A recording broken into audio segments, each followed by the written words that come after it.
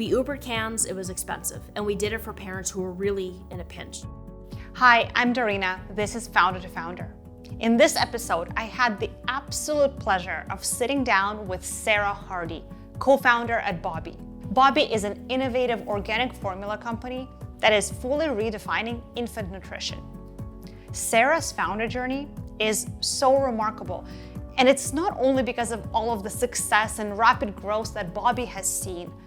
Her and her co-founder took a path to building this company that is just so unique. Sometimes when you think of startups, you think of, I don't know, a bunch of young guys in a basement coding all night. It's like, what you see in these shows and everything else. I had a 3-year-old and a 1-year-old.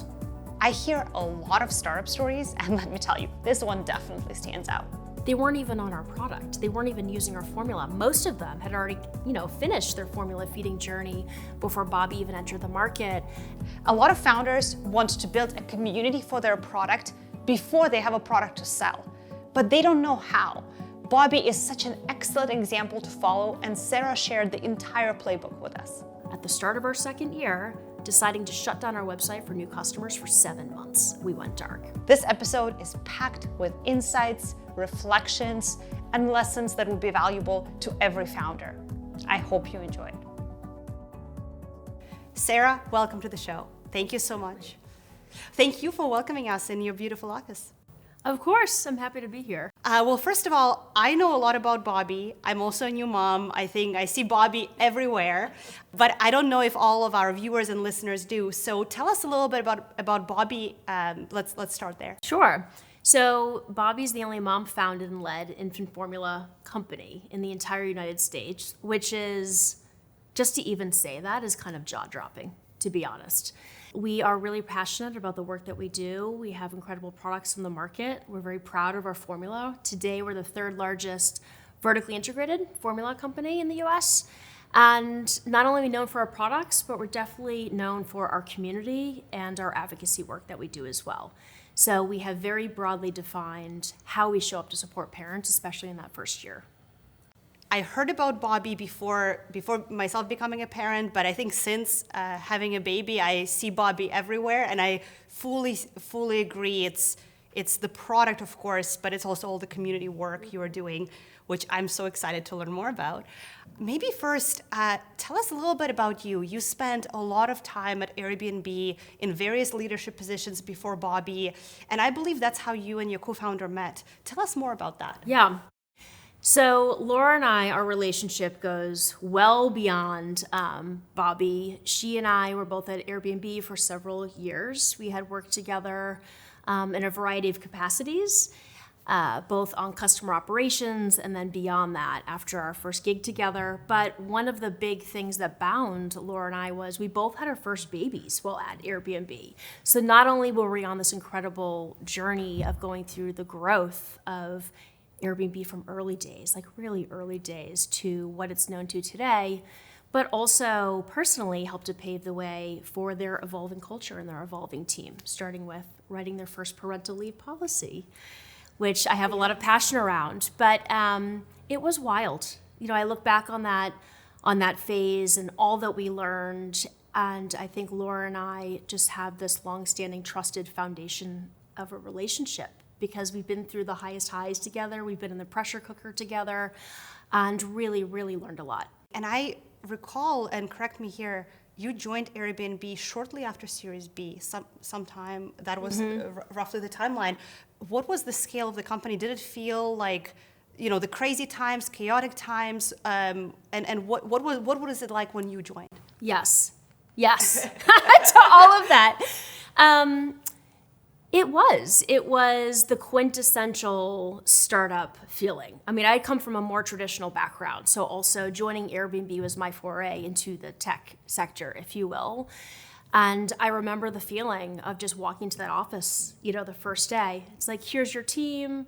Oh, there's an extra desk around here somewhere. I think there's one over there. And I remember dragging my desk over, and then I pushed it up against, this woman who was sitting there, her desk. And I was like, can I sit here? She's like, yes. And we just hit it off. And this woman was Laura.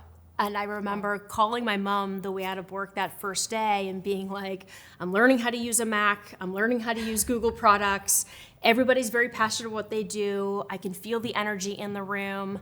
I'm feeling a little overwhelmed, frankly, with all the change, but I think it's gonna be all right because I met this Irish girl and we really hit it off and we're gonna be working together. And even now I reflect on that moment, which was when we joined, people were still calling it Airbnb. They had never even heard of it, beforehand. And being in the customer experience realm really had a front row seat into how dynamics were changing as that business was growing. It was the definition of living and breathing through a scaling organization and took a lot of lessons with me, starting predominantly with what does it mean to build a mission-driven company? How do you stick by your core values when the path is not clear ahead? And what are some of the watchouts that you have to get ahead of some of that scaling and some of that growth? Absolutely. And Airbnb, I think, it's known for it's obviously known.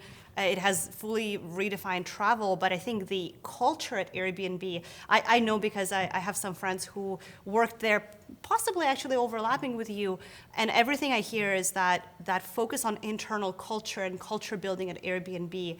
I'm so curious to know also how you took that with you to Bobby, that really big emphasis placed on values and culture and internal alignment. Yeah. You look at today, almost every company has published their mission and their values to some extent. When Airbnb was doing it, it wasn't all that common. And it especially was not common to do it as early as they were in their journey.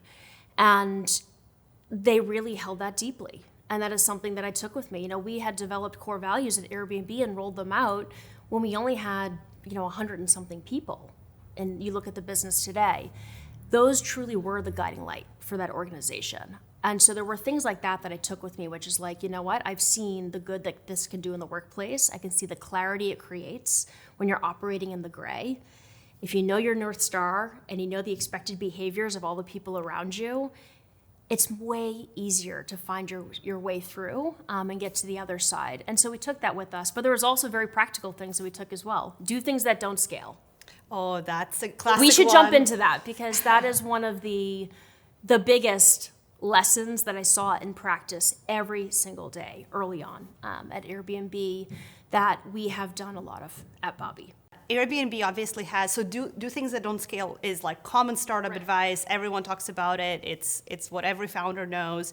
But when you joined Airbnb, it was a scaling company. It wasn't quite that early stage, right? So what were some of the examples of doing things that don't scale at Airbnb when you joined that you thought were awesome? So when I joined the customer experience team, our contact rate was 1.1 or 110%. Oh. So if you work in CX, you know what this means is we were getting more than one contact for every booking that we got on the site. We were essentially a booking agency. Yep. So when I joined the org, there was a ton of activity. I mean, we were just growing in that team to be able to keep up with the scale of the business. And even in that moment, yes, we were working on, okay, what are the core questions that we're hearing? How do we tweak the experience? How do we bring down the contact rate without compromising what the customer support looks like? And how do we acknowledge where we are in our life cycle? Education is one of the biggest things that we did. Educating who we are, how you book on Airbnb. Our CX team took on things like webinars, creating educational materials. We were partnering with our community team to do local startups and meetups to bring people together to educate them on who Airbnb was. And that education was really what helped to pull us through as the tip of the spear. And then we did a lot of work on once somebody does reach out, what does that look and feel like, and how do we bring them through the journey to make sure they're set up for success? Just thinking through what that might be like, and now actually just thinking about now what you're doing at Bobby, that education, I see that being a core component of what you do at Bobby as well. Yeah. That's what is like the foundation of building customer experience, which can't wait to get into. But I'm realizing, we were chatting about Airbnb. You spent, from what I understand, over 7 years there in various leadership positions, people leadership as well as obviously customer experience. So how did you go from that to Bobby? What was that transition for you like? Yeah. So I joined Airbnb in the customer experience realm. And then I found out I was expecting my first baby. I was very surprised to also find out that I would be the first mom to return from maternity leave at Airbnb. And part of that discovery was they didn't have a policy. And it wasn't, it was just an oversight because nobody had gone through it before. And so in that moment, I was like, you know what? I'm going to do a benchmarking study. I'm going to reach out to friends and friends of friends, pull some data together, and share something with our executive team to make a recommendation on what Airbnb's parental leave program could look like. And this is so Airbnb. They turned it around on a dime. I mean, they really, in a matter of a few weeks, they had turned around a policy. It was approved at the executive level. I learned the importance of allies in the workplace. It was a dad and somebody who was hoping to be a dad in the near future who were the ones that championed what that could look like for Airbnb and really drove it through. And I was able to take 4 months off with my first baby. Coming back to work, it was a really, really rough transition. And I was not prepared for what that was going to look like, and balancing going back to a 24/7 global customer operation for a scaling business and trying to find 35 hours a week to pump and to breastfeed, exclusively my daughter. It was in that moment that I made the decision to pivot my career. And I pivoted my career to join the employee experience leadership team at the time. And all I could think was, this is the start. This company is growing and evolving, and I want to help it grow and evolve its culture and how it supports employees. I share that teeing up to Bobby because when I joined Laura as her co-founder, she had left Airbnb beforehand. She bootstrapped. She spent a full year on her own. She had just closed her pre-seed round of funding. And we started discussing me joining her. And so much of my passion was not only for the product. I mean, I wish I had this product for my babies, right? The mission, giving parents confidence that they deserve and they need early on. And it was Laura, this person that I'd partnered so dearly with. So much of my fire, though, came from my personal experience of being a mother in the workplace and trying to figure that out and really having, this drive in me to build a completely different type of workplace and provide support to other parents out there. So for me, that was the transition, and that was a lot of the drive that brought me to Bobby. And it's also been, of course, a lot of the focus of my work over the last 5.5 years. When in that moment, when she asked you to join her on this journey, what was going through your head? Of course, I understand you were very close and you worked together at Airbnb, but it's a crazy risk, and you're leaving an amazing company that's growing and scaling, and you're going into this industry that infant formula, like out of all the things. How did you decide to take the leap? Yeah. I had so much conviction for what she was onto. And it really was, again, it was this product did not exist in the US market. I wish I had access to this. At this point, I had my daughter and then my son, who was still in diapers, at this moment. But I was like, yes, I see what this could do for parents. This was a mission that I deeply believed in. I didn't have a support structure when I had a baby. I couldn't balance going back to work. And I wasn't actually sure how to navigate that. And I wholeheartedly believed that we can show up for parents in a different way. And of all the people on earth, this is the trusted partner.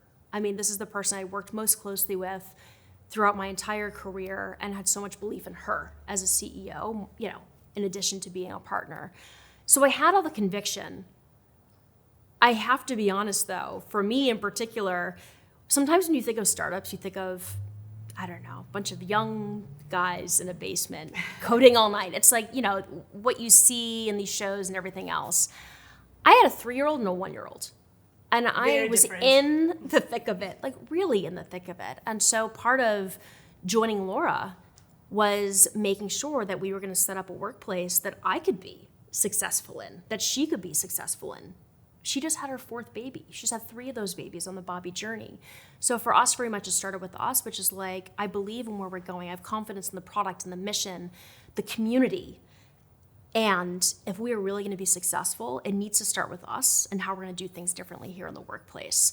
That is truly what has enabled us to thrive. And you essentially had to create an environment in which, like you said, in which you could do this big mission. You actually had to be able to do it as a mother, as a parent. That's incredible. What was you mentioned pre-seed, there was, she was working on this for a bit.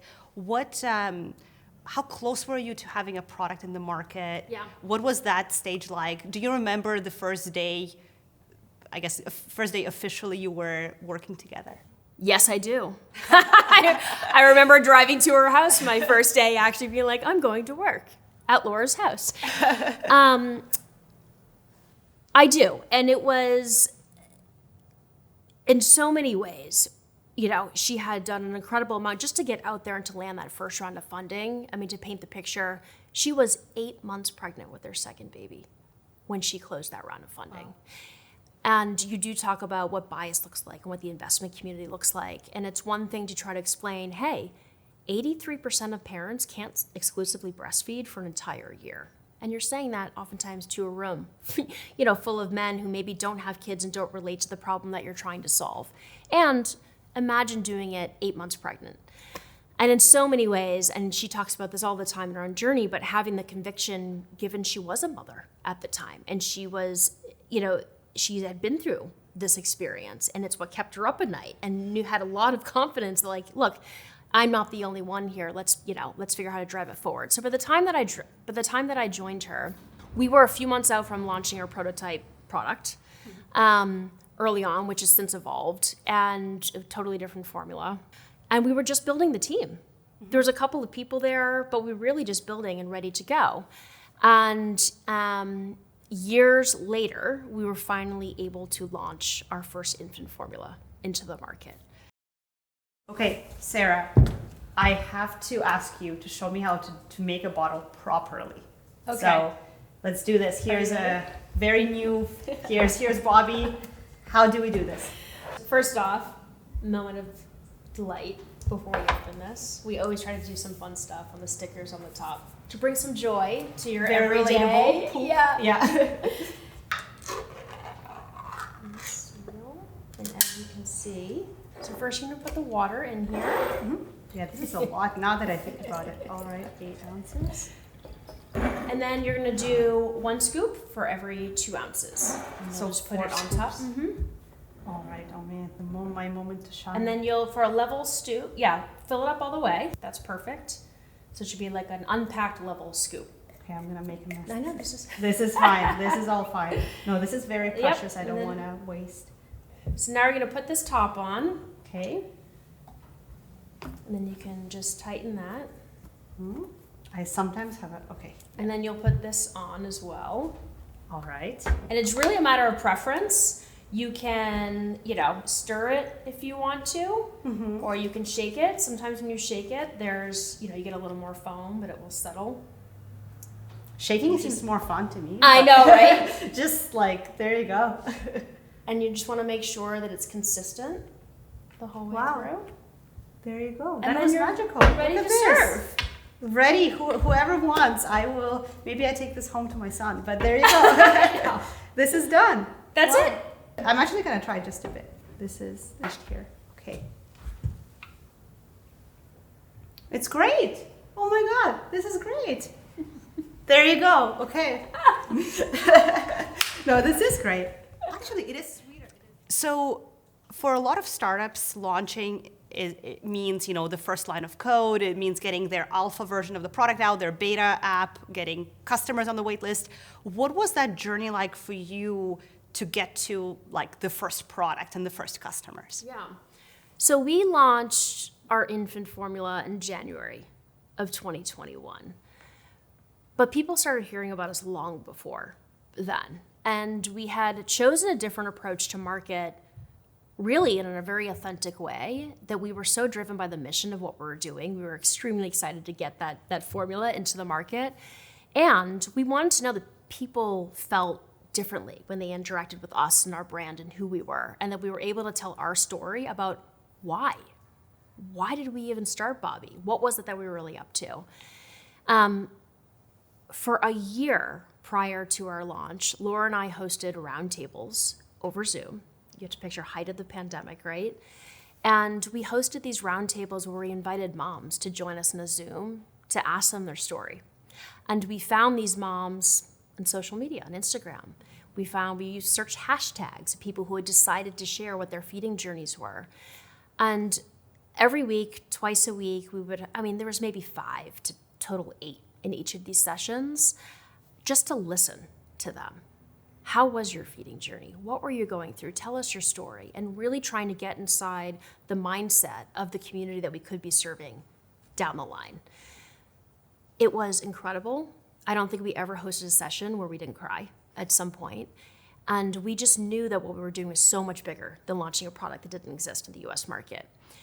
And that drove us. I mean, we took those learnings and insights and thought about everything from what's the tone of our customer support? How do we show up? How do you get inside the minds of what our customers could be feeling and going through, regardless of what they're asking for? How do you actually think about it and know how to land?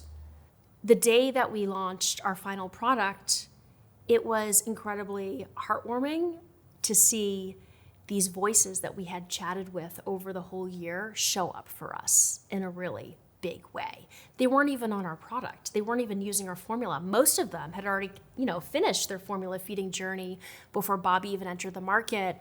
And to see the vote of support and confidence in being an ambassador for who we were and knowing that we could share their stories and they had some of their own fingerprints in our brand and in our mission was such a big deal. And I think about that moment and all of that, which started out as trying to understand and get inside the heads of our customers, to what it ended up being, which was we had all of these cheerleaders and ambassadors around us that you just saw light up in January of 2021. So that was one thing I would share. That was, on paper, it's like, you're spending how many hours talking to people who aren't even your customers? They weren't even using formula then? Yeah. So that was one thing. But I think the biggest moment we had prior to launch was we had a major brand campaign with no product. We were getting ready for launch, and I credit our head of marketing at the time, found out that there was a policy that moms would qualify for a breast pump. But if you are a previvor or survivor of breast cancer, maybe had a double mastectomy and you could not physically breastfeed, you would qualify for a breast pump, but you would not actually qualify for any sort of stipend to be able to feed your baby. Oh, wow. And we couldn't believe that this was an experience that was happening. And so 4 months prior to launching Bobbie, we launched a campaign where we asked for people to apply, and we sponsored 4 feeding journeys for when the product went live. So we talked to a lot of expectant mothers of people that were expecting their first baby, maybe they couldn't breastfeed, to share their stories with us, and we ended up choosing to sponsor 4 of them. That's incredible. I did That not moment, know this. exactly. So, for us, it was like, what can we do that goes far beyond selling formula? That's not what gets us out of bed every day. It's really supporting parents when they need us most. Fast forward, last fall, we have now sponsored 300 Oh, wow. total, year And over is there a year. name for the program? We have started to partner with an incredible organization called the Breasties, and we do this work together. And our second year, we sponsored over 60 moms. Our third year, we sponsored over 100. Last year, over 100. And we're excited to talk about this year as well.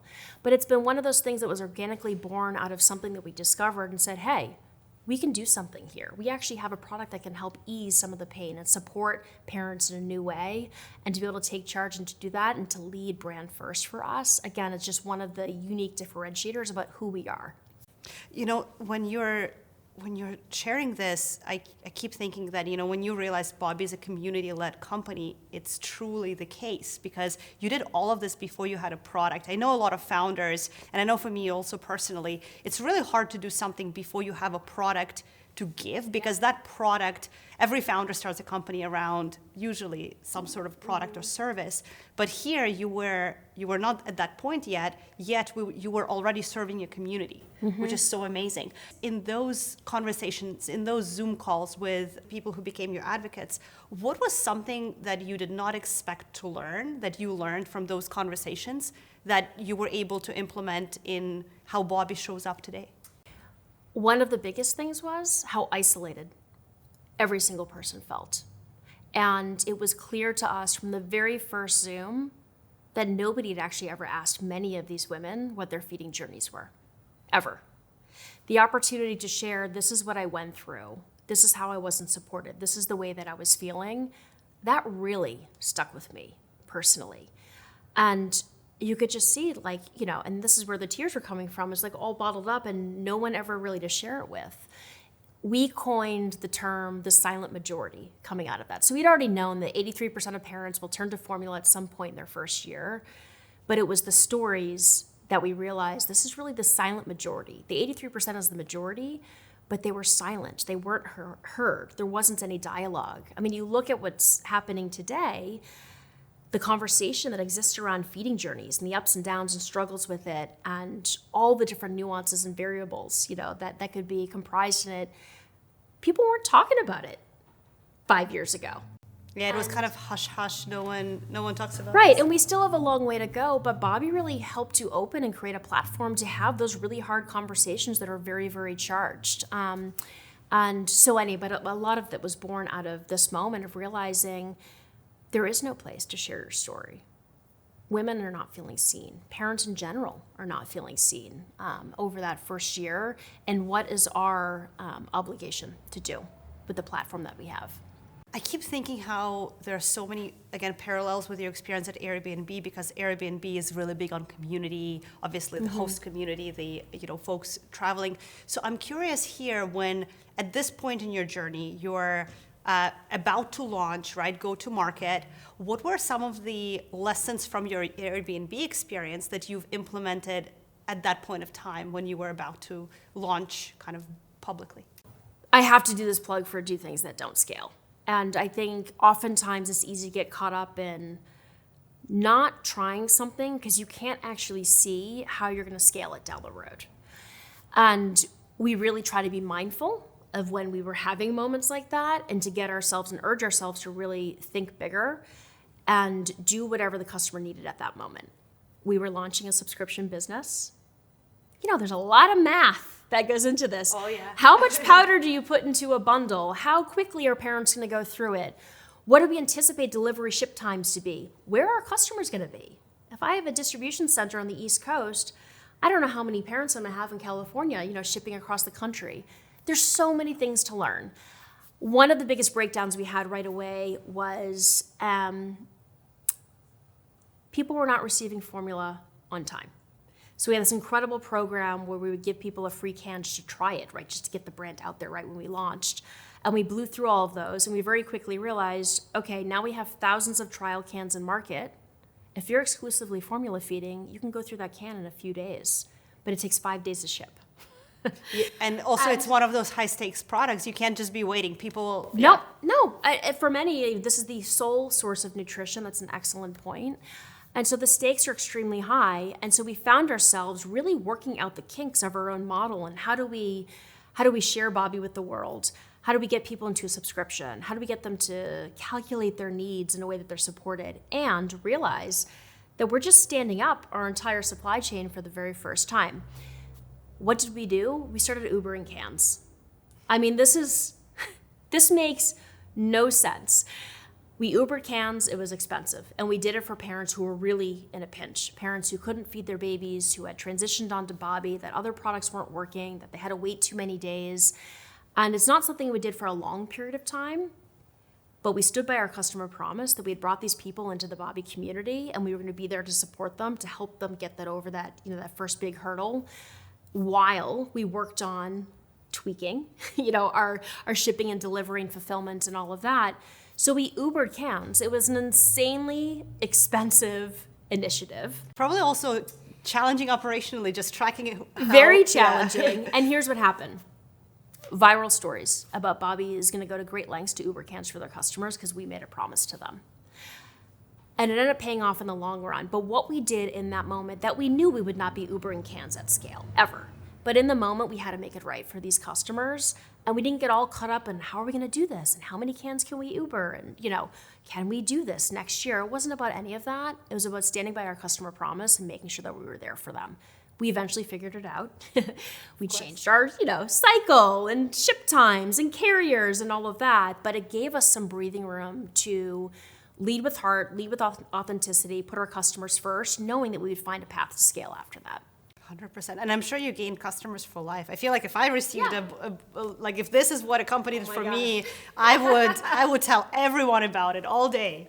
That's incredible. Oh, we had a team on the ground. We have a remote team, so wherever possible, all of our team members, we have cans. I still have cans in my house, just in case. Yeah, in case you need to. I actually dropped off a can last week. Oh, that's the woman that amazing. owns the burrito shop on the corner, she went to Target, didn't get what she needed, and I was like, I'll be right back. And I got a free lunch in exchange. And I'm like, this is what it's all about. But that's exactly right. It's the spirit, I think, of what we were trying to do in establishing ourselves and making people understood who we are, the faces behind the business, and that we're here to do good. And that is what, then you talk about what's the Bobby difference. This makes it so clear. One of the stories that is quite well known about Bobby is the time that you had to make a tough decision to pause signups on the website. This was happening around the time of the national formula shortage. Tell us a little bit more about that, and maybe kind of from the timeline perspective, that happened just shortly after this point of time. Like it's very unusual to do that. How obviously given the shortage, what was it like? And just give us a little bit more on that. Yeah. So let me paint the picture. We had just finished year 1 on the market. Barely. We had grossly underprojected how quickly we would grow. It was very exhilarating and a very challenging year for us. And it took us an entire year from January of 2021 all the way through the end of the year to get our sea legs and to get some stability. We come into 2022. We've been in the market for 14 months at this point, and the shortage starts to happen. We could see very quickly, we had a subscription model, and we could see clear as day that if we kept on the path, and you can imagine with the shortage that's going on, there's stockpiling, parents are nervous, there's new customers coming to the website who are expecting a baby, maybe have a baby, want to make sure they can get enough cans, and we're just watching, the growth curve, and we're realizing we're going to run out of formula for our current subscribers. We had made a promise to our subscribers, and we literally say this: you subscribe to us, we subscribe to you. We're doing the math and we're realizing we can't actually sustain this, and we have a choice. The choice is we just sell out. We grow as much as we can. We sell every single last can of formula, and that's it. After that, we can do as much as we can, and then you're on your own. Or we can set aside what we think we need and really buffer it out to make sure every single subscriber of Bobby does not have to think that they won't have enough. And we chose the latter path. And the consequences of that were, at the start of our second year, deciding to shut down our website for new customers for 7 months. We went dark to make sure that we could take care of our subscribers. That was not a logical choice to many people. And I say oftentimes it was the hardest, easiest choice we ever made. The second we cut away the noise and realized, no, they subscribe to us, we're subscribing to them, we're standing by this decision, and we're going to turn off the website for as long as we need to make sure we can bring these parents peace of mind. So again, highly unusual circumstances for a company like ours. It was the right decision ultimately. The way that people talked about our brand, the stories that we still have today, people know and remember that story about the decisions that we made very, very quickly. That decision was made in a matter of 48 hours, given how quickly things were changing. People know the story, people know Bobby.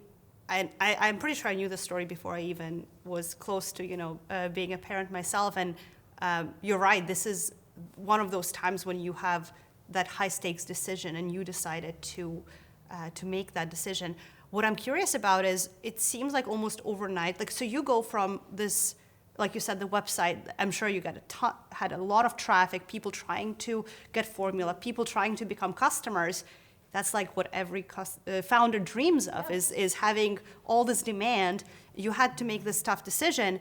How did that change the kind of morale of your team or the environment inside Bobby? Because you probably had people who were very happy to get traffic on the website. Like, how did that change the internal culture? Yeah, all sorts of ways. We went from getting our sea legs, growing the business, what's next, to coming to a screeching halt. I'll never forget, we had just hired this incredible director of growth right after she joined. This all happened, the shortage happened, and we ended up stopping things. And it started as a joke, but she ended up really embodying, she became our director of sloth. And the director of sloth was really intended to think about, okay, if you have so many fewer cans of formula than the demand, what's the best way to use it, and how do we stay really responsible and true to our core values and how we're doing that? And she spent much of the first year of her tenure as the director of sloth for the business. But imagine spending your whole career as a senior leader, understanding how to unlock and drive growth for a business, and then reverse engineering all of that to think about, how do I slow this down to make sure that we have enough for subscribers, but we're able to allow in as many people as we can, so that Bobby was fully doing our share in the shortage that was happening right then. So that's one angle. But in other ways, we've never, I would say the team, the mission was never clear. We were feeding babies. The panic and the heartache that we saw and felt from our parent community, no parent should ever have to go through that. And it really crystallized that this is a sole source of nutrition for many, many parents. When you run out of formula, if you can't breastfeed, there is no substitute.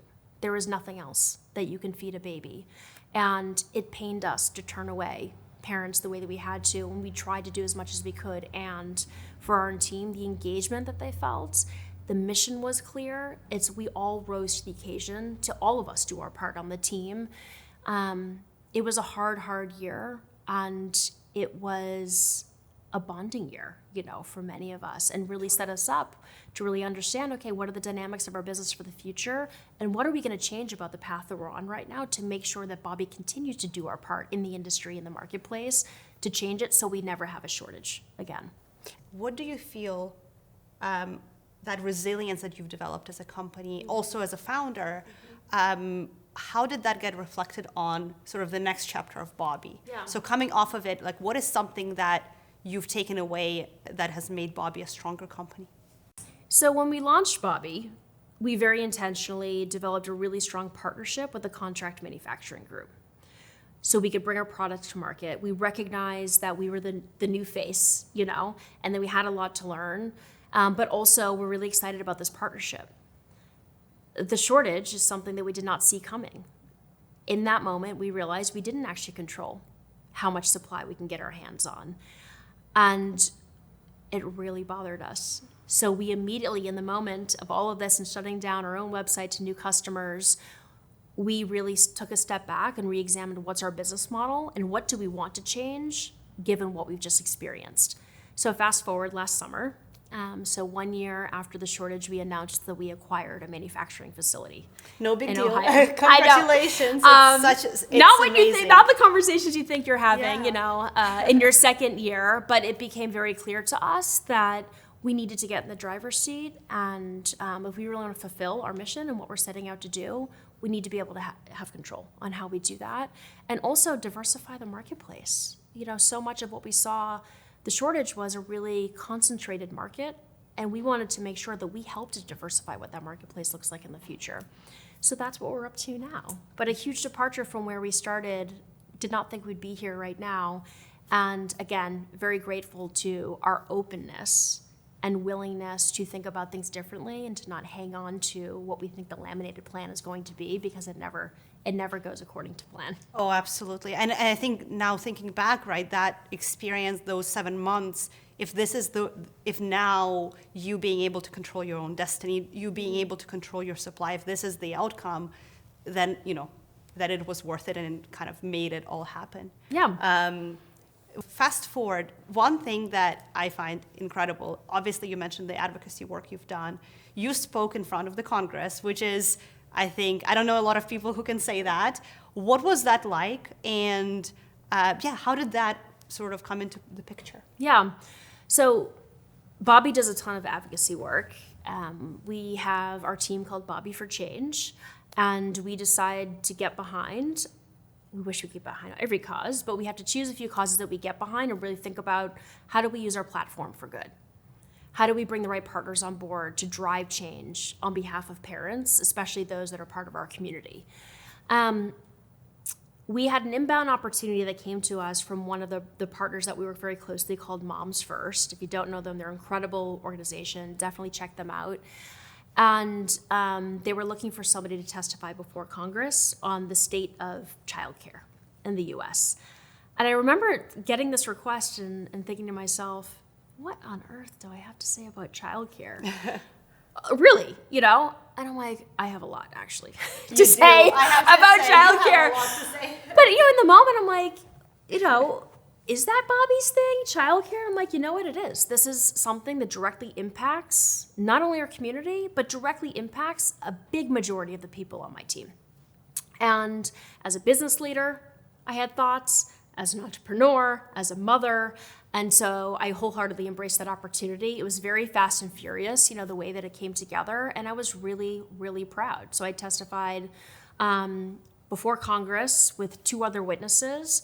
One was an economist, and the other one was a business owner of child care centers, and I was meant to be there as the voice, as a mom and as a business leader about what childcare meant to me and the lifeline that it provides my business. Incredible, incredible opportunity. The thing that I loved that it illustrated was the power of when you bring the private and the public sector together and the change that you can create. Both are really, really important. Bobby constantly tries to walk the walk. And I was really proud to represent the work that we do on the home front for our own team on a public stage like that. I am very proud of what we've done. I'm also very humbled to know that we can always do more.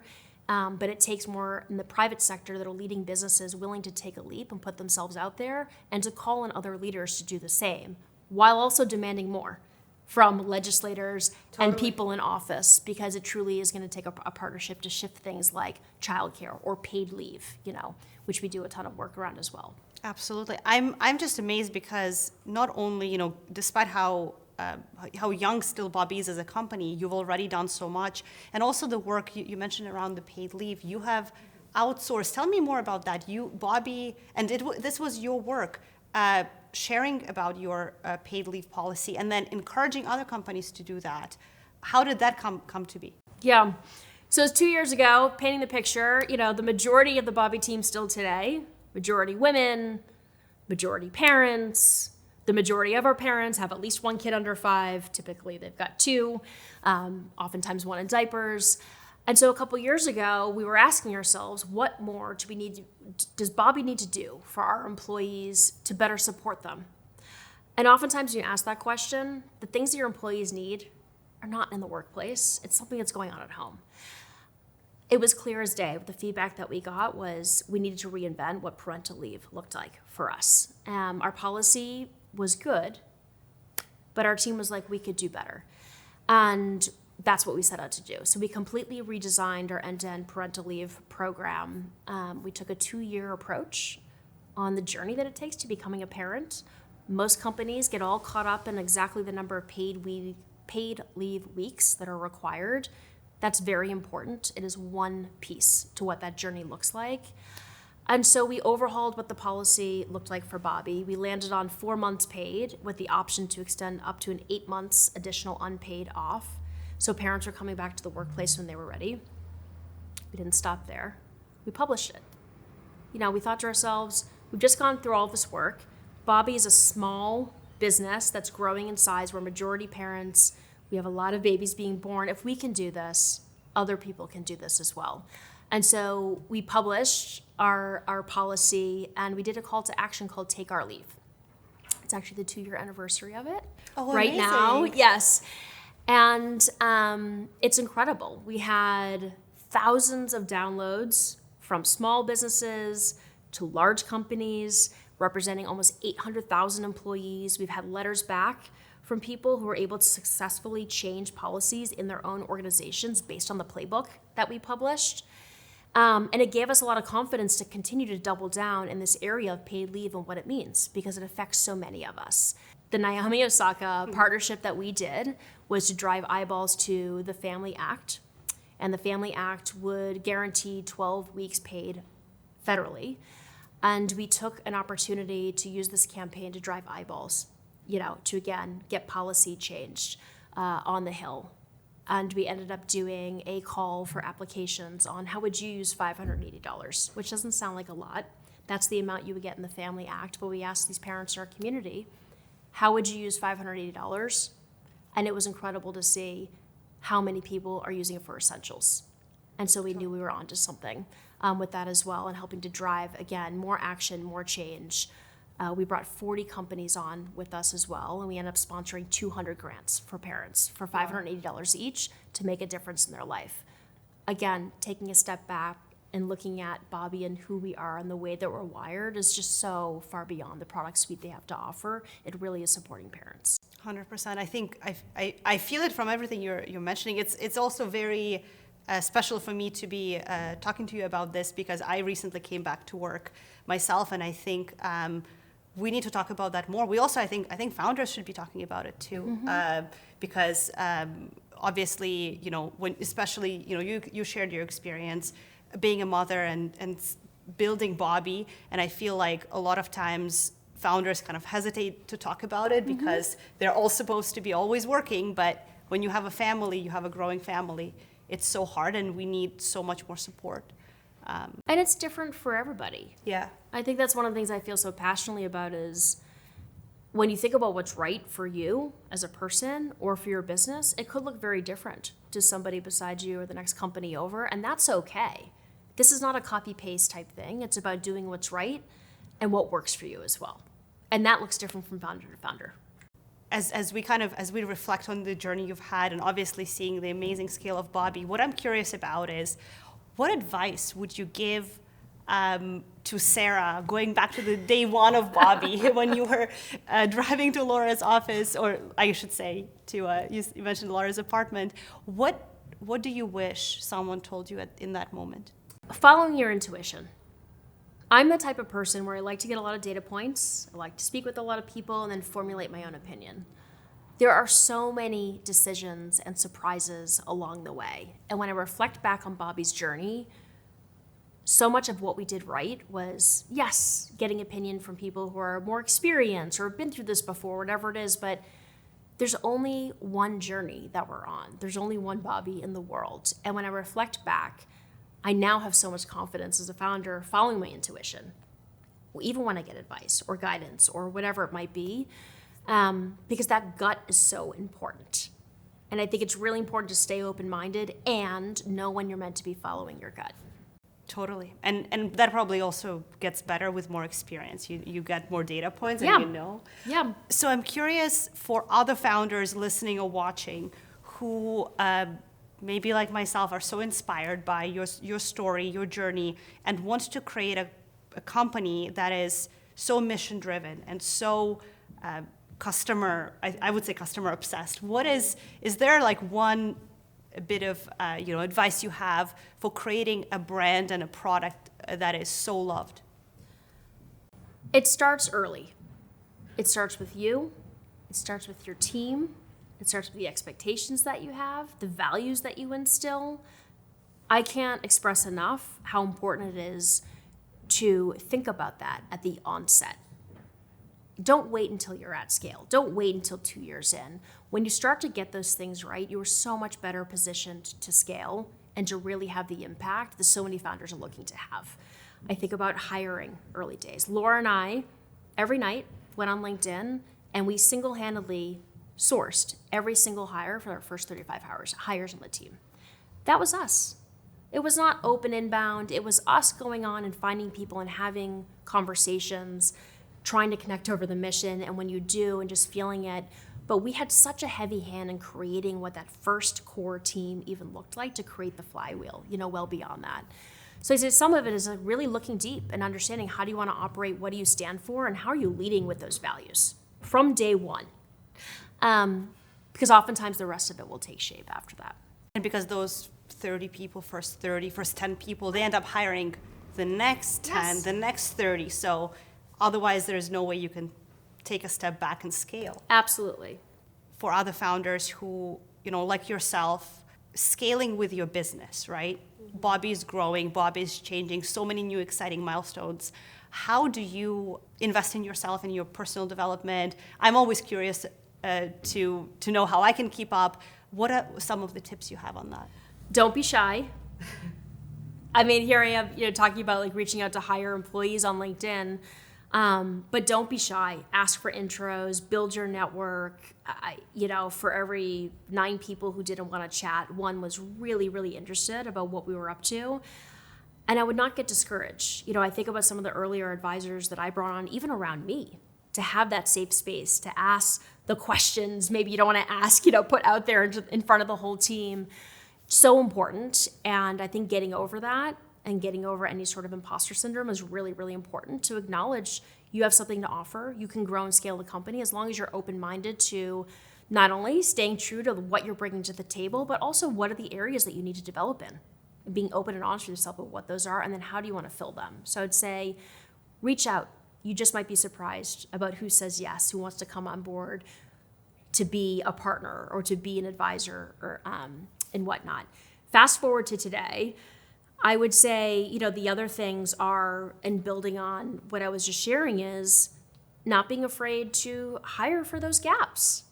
I am so proud. Every time I brought somebody on board who had so much more to offer than I did in a discipline that's not my bread and butter, I was like, yes, I am doing my job. The best feeling. It's so good. I will never forget when I found our regulatory, she's our VP of regulatory now. I found her on LinkedIn and I was just like, we need to hire this person. I was like dead set on hiring her. Called her. She's like, it's not the best timing. I'm about to have my first baby. And I'm like, let me tell you about Or that. it's the perfect timing. I was like, I'll call you in 3 months. Called her in 3 months. She's like, yes.